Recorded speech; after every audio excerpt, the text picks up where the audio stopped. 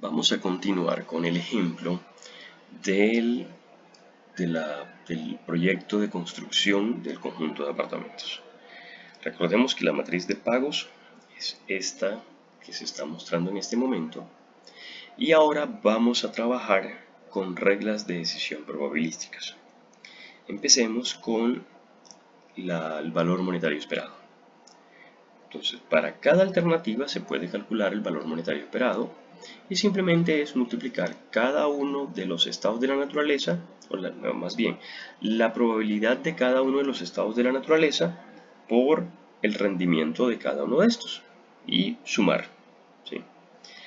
Vamos a hacer el mismo ejercicio asumiendo que se estima una probabilidad de 21.75% de que la demanda sea baja, 35.5% de que sea media y 42.75% de que sea alta. Entonces, para el valor monetario esperado de no construir, obviamente, pues es cero, ¿cierto? Eso no, dada la matriz de pago que tenemos. Entonces vamos a construir, vamos a calcularlo. Tenemos las probabilidades acá y tenemos la utilidad que genera cada una de las posibles alternativas dada una demanda, dada un estado de la demanda, un estado de la naturaleza con respecto a la demanda. Entonces ahora calculamos para el conjunto de apartamentos pequeño. Sabemos que es 400, pero pues simplemente por completitud vamos a hacer el cálculo. La ecuación sería esta y da como resultado obviamente 400. Para el conjunto de apartamentos mediano ya este cambia un poco, ¿sí? Entonces mire que es la probabilidad de cada uno de los estados cada uno de los estados de la naturaleza por la utilidad generada en ese estado de la naturaleza dada la decisión que se toma, que en este caso es construir un conjunto de apartamentos medianos. Este sería 434.75 y en el caso del conjunto de apartamentos grande, la utilidad sería 361.5.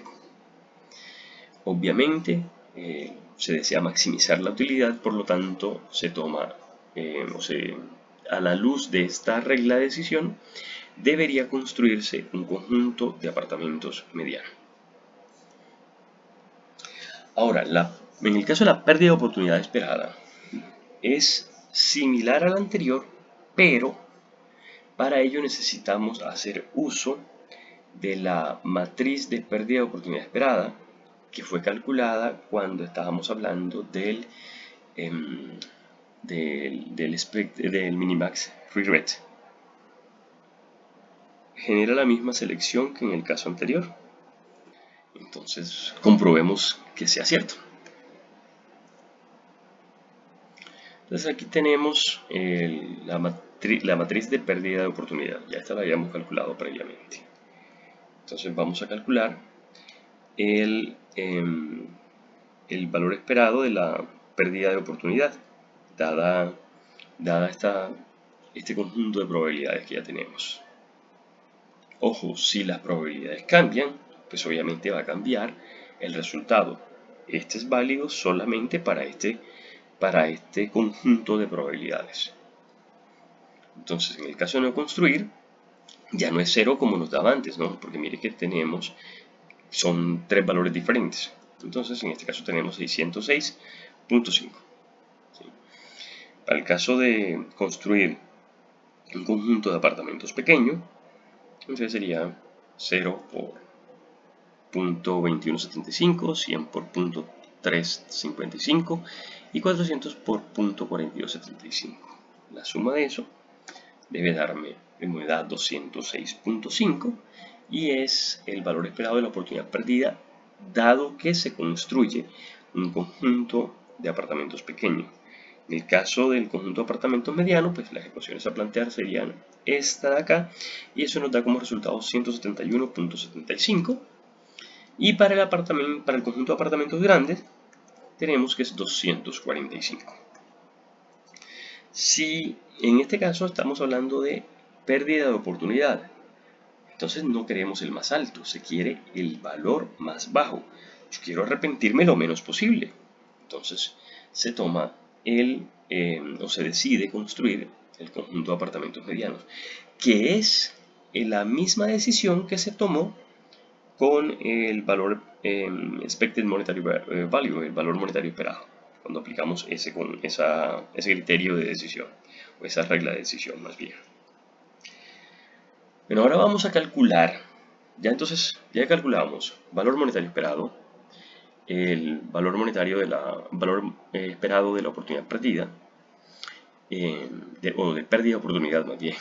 Y vamos a calcular ahora el valor esperado de la información perfecta. Entonces, básicamente es como que usted pueda contratar un analista que le va a predecir con total exactitud cuánto o cómo va a ser la demanda. Entonces, ¿hasta cuánto estaría usted dispuesto a pagarle a ese analista o a ese asesor por la información que le va a dar? ¿Sí? Entonces, ¿esto cómo se calcula? Es como básicamente es la diferencia entre el valor esperado con información perfecta. Es decir, dado que usted sabe cuál es la información y es acertada al 100%, entonces sería ese valor que le va a dar, o ese valor esperado, ¿sí? Menos el valor monetario esperado, que es la decisión que usted tomaría aplicando el criterio de valor monetario esperado, ¿sí? En general, este valor, o ese valor, el valor de la información perfecta, es igual o equivale a la pérdida esperada de oportunidad, bueno, a la mínima pérdida esperada de oportunidad. Entonces, vamos primero a calcular el valor con información perfecta. ¿En qué consiste esto?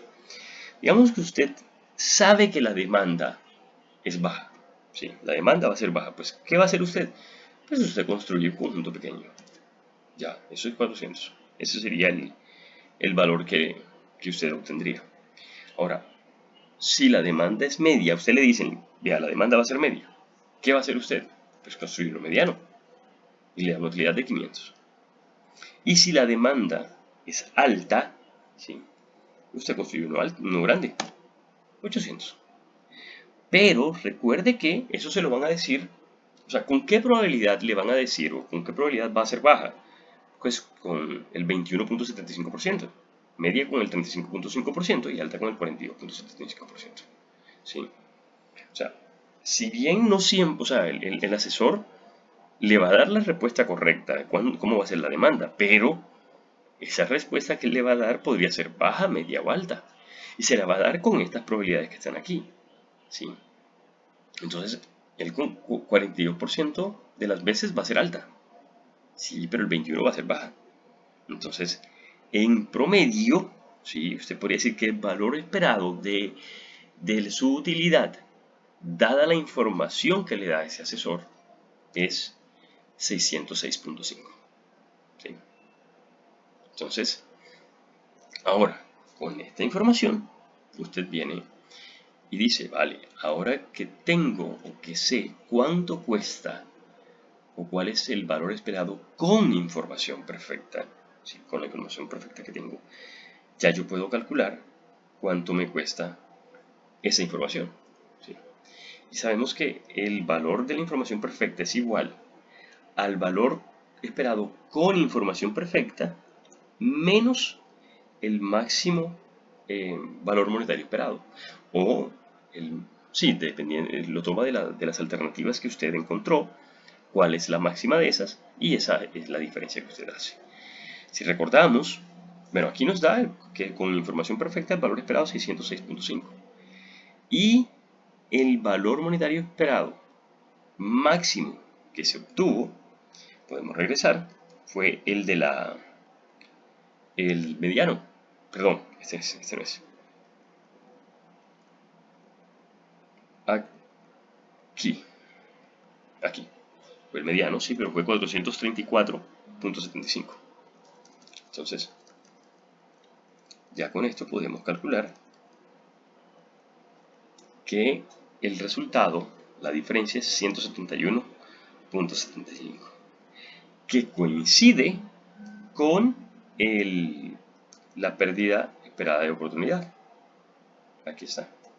Es el mismo valor. Ese es el valor esperado de la información perfecta. ¿Hasta cuánto estaría usted dispuesto a pagar para que le digan con total precisión cómo va a ser la demanda por apartamentos en el sitio donde usted planea construir el conjunto?